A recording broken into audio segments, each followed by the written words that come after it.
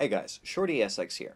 Today I'm bringing you my third part of how to be a better quickscoper, or like I always say, my random tips on how to just improve your sniping overall.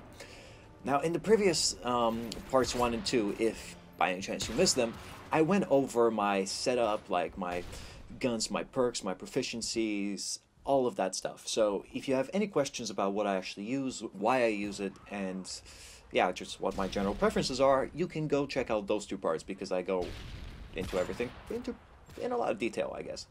Okay, but today is just going to be more about just general tips that should help, I guess, anybody from a beginner sniper to, well, the more advanced ones who are actually getting very decent at quickscoping, but are still struggling to actually keep their scores up and so on. Okay, so the first thing I actually want to start with is speed, running, and all of that.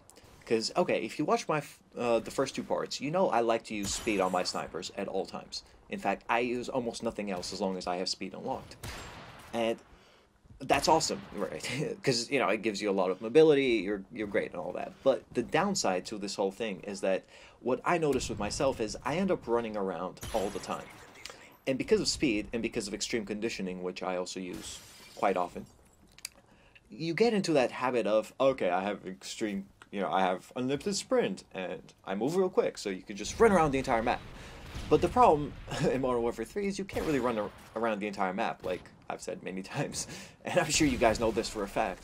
But yeah, you're gonna die if you just keep running around. So if you use speed, and especially extreme conditioning, you have to be a little careful with that.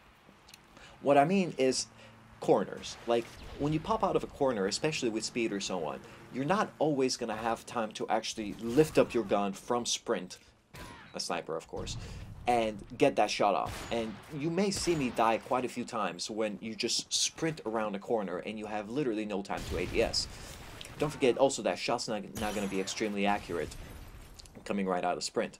So the best thing is, if you do use sprint like me and you run around like crazy, then make sure you kind of stop and take a chill breath before every corner. And obviously now look for campers and all that, but can't really do much against that, I guess, except be careful. But yeah, be careful with speed. Now, the other thing which also helps in this whole thing is obviously the radar, but like, let's talk about to what extent you actually want to use the radar. Because there's on one side of the spectrum, people who never look at the radar. They're like blind. So like there'll be 4 red dots on the radar and they still be going like, what? Where? I don't see anybody. So obviously, everyone knows you got to keep your eyes on the radar every now and then. And especially anytime you hear, like, let's say a shot go off, look at the radar. Figure out where that shot came from. But the downside of that, or the other side of the whole debate, is that if you stare at the radar too long, and I've done this myself for many times, you could actually, well, die because you're not paying attention, or you don't see that tiny little assassin sneak around the corner or something like that. And what I'm trying to say is, don't space out to the radar, because I know, especially if you have a UAV or, God forbid, an advanced UAV up, you're gonna really want to stare at that radar and kind of just approach your enemy and get them. But don't forget, A, there's assassins everywhere. I mean, how often do you play in a game where there's no assassins? B, yeah, like, it's not always the best chance because someone might spawn behind you or someone, and the radar is not always going to catch them. So you'll have to rely on your eyesight. So look at the radar quickly, look back, and that should be it. But basically, it's like, I guess it's exactly the way my football coaches have always taught me, it's fundamentals, stick to the fundamentals. And that's exactly it. Like, make sure you actually pay attention to all these little things that could make you a better sniper.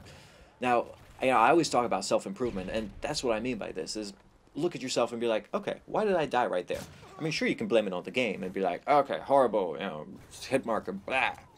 Sure, I mean, the game does screw up every once in a while, but more often than not, I find that it's actually my, failure as opposed to the game sucking. So what I'm saying is just try and figure out what made you die and fix it. Like, with me, I'm telling you, like, rushing around corners all the time. Radar, for sure. Now, the other thing is cover. I mean, like, alright, imagine James Bond, right? Now, when you watch a James Bond movie, James Bond is not just sitting there in the middle of the map, as so to speak, shooting everybody, right? Like, that's not what he does.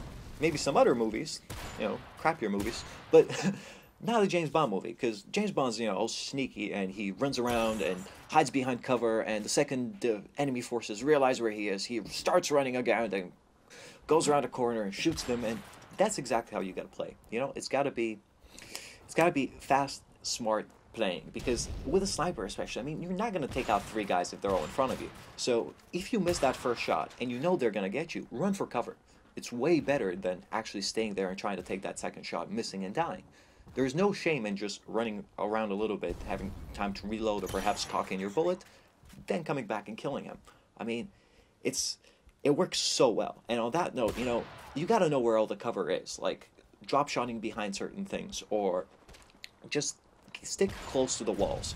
Like here, okay, here I probably left that one a little quick, but you see, I don't chase the guy. And that's actually a good thing. That's why I think I survived in this case, is because if you chase him, he's most likely going to do exactly what I do, and that is bait you. But anyway, this has gone a little too quickly, and sadly I'm going to have to continue in my next episode. So, hope you guys enjoyed this little quick gameplay on Underground, and if you haven't by any chance, stop by my channel to check out all my other videos. So, thanks for everything, guys, and I'll catch you next week. Peace!